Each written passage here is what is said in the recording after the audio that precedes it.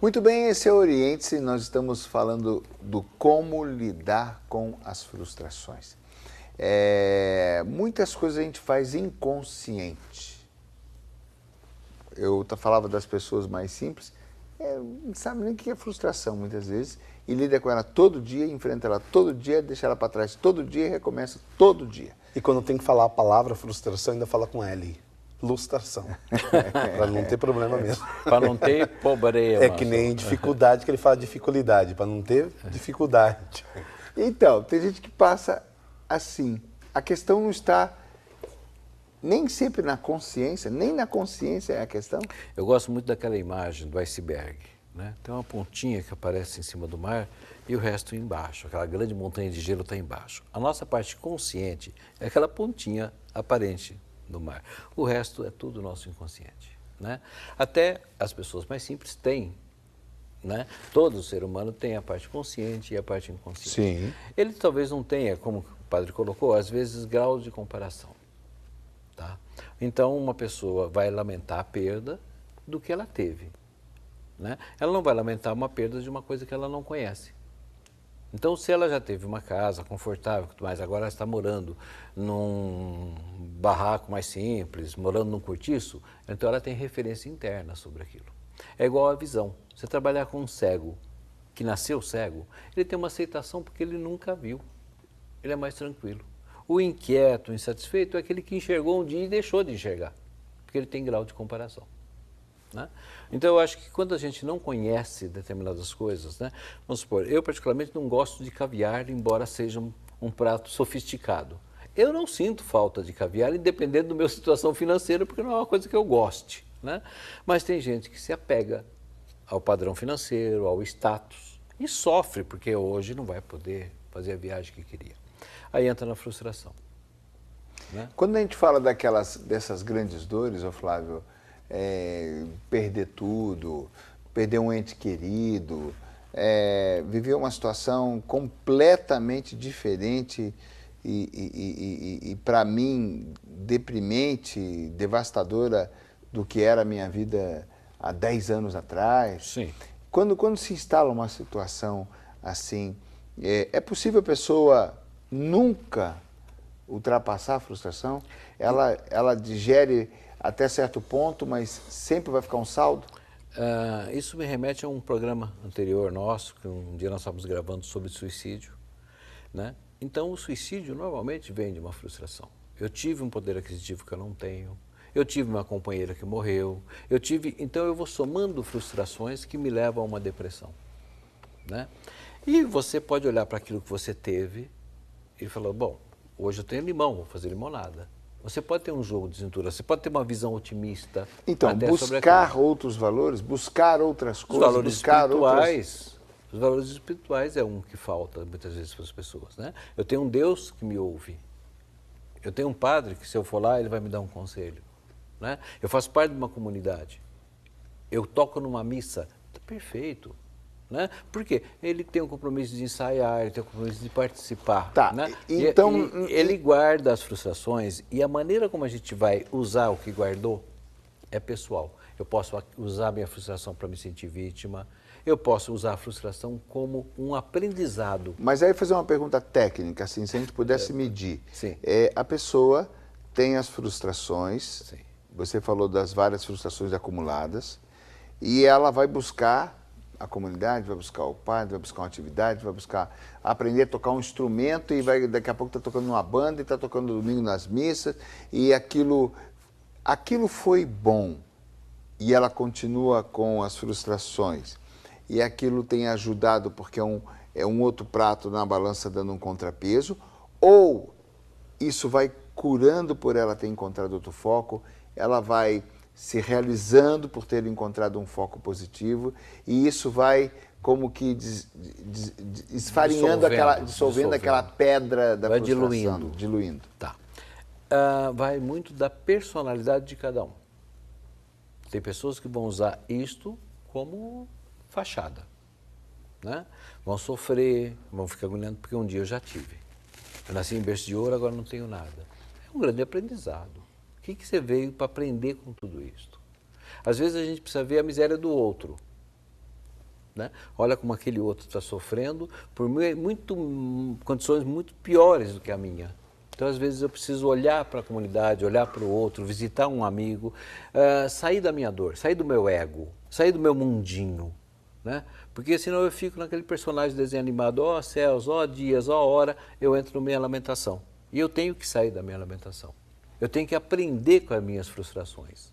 Ou seja, de qualquer forma, dependente da personalidade da pessoa, Eu tenho que estar aberto. as outras atividades vão sempre me alimentar, vão sempre ser para mim um momento oportuno, algo que me corrige, algo que me pondera, algo que me abre um novo horizonte. Se você estiver aberto, pode ser uma palavra de um padre, pode ser um programa na televisão, pode ser um livro que você lê, um start que cai a ficha. Não importa, você está aberto e a mudança vem.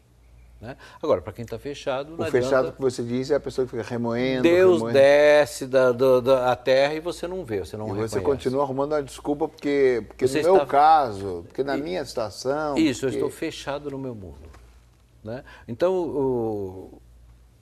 ou procurando alguém culpado. Porque meu pai não investiu, meu pai perdeu dinheiro, minha mulher gastava o que eu ganhava, ele vai ter sempre uma justificativa. Né? Quando na realidade, assim, vamos assumir o que é seu. No processo de conscienciação, você tem que assumir tanto as coisas boas quanto as coisas ruins. Um dos primeiros exercícios que eu peço para meus pacientes, me faça uma lista das suas qualidades e do que você considera que você tem de defeitos. Tá? Alguma coisa que é qualidade pode ser defeito. Eu sou organizado. Ah, isso é bom. Sou doentiamente organizado. Isso é mal. Isso é mal, né? Então, quantas pessoas a gente conhece que transfere para a igreja o seu lado bonzinho, digamos assim. Então vai, ajuda, tudo mais. E em casa vive uma vida de não comunicação, de não participação, não conversa com ninguém, é fechado. Então usa uma máscara para o externo e dentro de casa aquela coisa mal resolvida. Tem que resolver ela no cerne da coisa, em casa. Eu tenho que estar feliz em casa, eu tenho que estar feliz na comunidade, eu tenho que levar a minha felicidade. Cada um de nós tem a sua assinatura. Você abre seu programa com um sorriso daqui até aqui, falando, mais um oriente-se, né? Então, assim, essa mensagem passa para quem está em casa, né? Para quem está deprimido, fala, o que esse cara está rindo do quê? Será que ele não tem conta para pagar? Ele tem, eu tenho, o padre tem, todo mundo nós temos. É a maneira... A padre tem conta para pagar? Não tem? Tem. Dizem que não. Tem. Lá no céu, padre. Lá no céu. Tá tudo anotadinho mas lá. é isso. O mundo das frustrações, ele também projeta no outro, né, aquilo que são as suas incapacidades. Isso. Aquilo que são as suas não realizações. Ele começa a projetar no tudo, em todos, nas coisas. Não está bom aqui, não está bom ali, não está bom acolá. Esse não é bom, aquele não. Você percebe que a pessoa é frustrada até nas relações. Então, seria uma das grandes chaves, então, é você passar a ponderar você mesmo. Conhece-te a ti Olhar mesmo, pra né? você Conhece a ti mesmo. Conhece-te É a ti fantástico. mesmo. Todo o processo terapêutico é só isso. Porque se você fica olhando para a história do seu pai, você fica olhando para a história da sua casa, você fica olhando para o outro que ele conquistou e você não conquistou, e eu isso, e eu aquilo, você está se comparando e não olhando, bom, como é que eu vou lidar com isso Eu, agora? como terapeuta, só posso te dar ferramentas. Eu não vou resolver por você. Então, é o autoconhecimento com as ferramentas certas para resolver as suas frustrações, a sua busca. Né? E essas ferramentas, cada um vai buscar a sua. Cada um vai ter a sua maneira. Né? Eu costumo falar que a gente precisa botar para fora. E o botar para fora é conversar, dialogar, bater papo. Ou até rezar, né? Rezar, conversa é um diálogo com Deus. É um leque, na verdade, né, que tem que se abrir aí, né? Isso. Primeiro, esse ato de exteriorizar. Mas agora, como que eu exteriorizo também tudo isso? Que é o grande problema. A gente percebe que às vezes a pessoa coloca para fora, mas ela coloca nessa autoculpa, autoflagelo, né? Sempre se pondo para baixo. Uns jogam o tênis, dá lá pancada na raquete, né? E solta um som. Outros optam por ficar agressivo em casa, vai bater na mulher, vai descontar nos filhos, no cachorro. Quer dizer, para com isso. Nós temos uma energia que precisa sair de uma maneira certa, de uma maneira correta. Senão vira agressividade. Agora, uma coisa interessante, padre, é que na palavra de Deus, por exemplo, nós vemos homens e mulheres passando por frustrações e enfrentando compartilhando com Deus. Por exemplo, os Salmos são famosos por isso, né?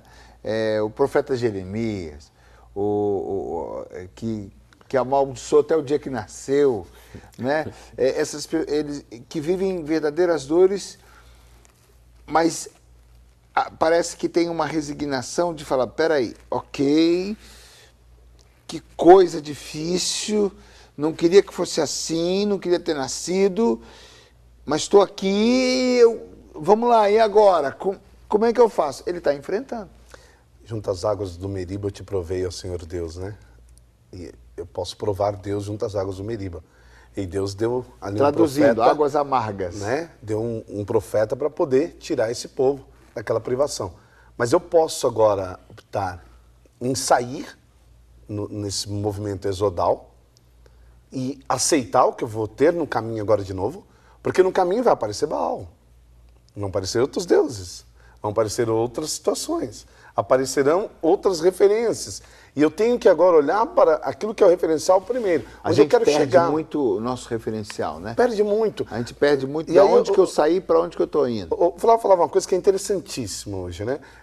Essa coisa urbana, principalmente, nós não olhamos mais as estações, nós não olhamos mais o outro, nós não olhamos mais a vida como um todo. Eu reclamo que minha vida está um fiasco, mas eu piso no mendigo e não olho a condição do outro. Né? Eu reclamo que minha vida está por um fio, mas a comida está na mesa, a despensa está cheia, a tela de plasma está na sala, enquanto outros passam a privação. Ainda por esses dias eu sentei com uma das coordenadoras e disse para ela, próximo projeto que nós vamos ter, qual que é, filha? E ela, mais, padre. Falei, agora a gente tem que fazer alimento para o pessoal à noite. Vamos fazer o sopão. E ela diz, boa ideia. Mas as pessoas dizem que não tem ninguém mais passando fome aqui. Falei, começa a fazer. Você vai ver que tem gente ainda que precisa. Então, quando eu começo a entender o contexto e me vejo longe das frustrações e também olho para aquilo que foi a tua vida, aquilo que você conseguiu alcançar e o que você pode hoje gerenciar para o outro, entendendo que isso aqui é um ciclo. E eu posso fazer aquele retorno. Mas o que você está sugerindo é o que eu falei biblicamente. É um encarar. Encarar. Eu tenho que enfrentar. E ir enfrentando. Falar, enfrentar e não querer olhar com o sonho é fantástico, né? O sonho é a melhor coisa que tem para todos. Sonhar, gente, é algo maravilhoso, é tudo. Porque o sonho, ele cria projetos. Eu vejo que hoje nós estamos formando uma sociedade que não sonha mais, que não almeja mais. Ela está muito tecnológica, capitalista. Acessível demais, tudo muito fácil. Só faz o que mandam. Exato, mas o que manda tem que ser detalhado, né? Sim. É uma coisa só por vez, já não é mais aquela coisa, você tem que pôr o gado para dentro, tem que tocar as galinhas, né, para de novo ir pro galinheiro. Ô mãe, qual é o login para botar o gato para dentro? Né? Quer dizer, nós estamos vivendo hoje... Então, existe toda uma ordem de vida, mas existe um mundo aqui, eu tenho que olhar num sentido amplo, não apenas em 45 graus, né? Não apenas em 30 graus a vida. E tem gente que olha a vida a partir de 5 graus só, certo? Que é o óculos dele. Eu gosto muito da proposta holística. Só um minutinho, antes de entrar nisso. Ele está falando tudo isso, eu estou pensando em alguns casos do mundo moderno de hoje. Se você fosse confessor, nós estaríamos com um problema enorme, né? Se você pensando em casos do mundo, já foi longe. Volta, reduz.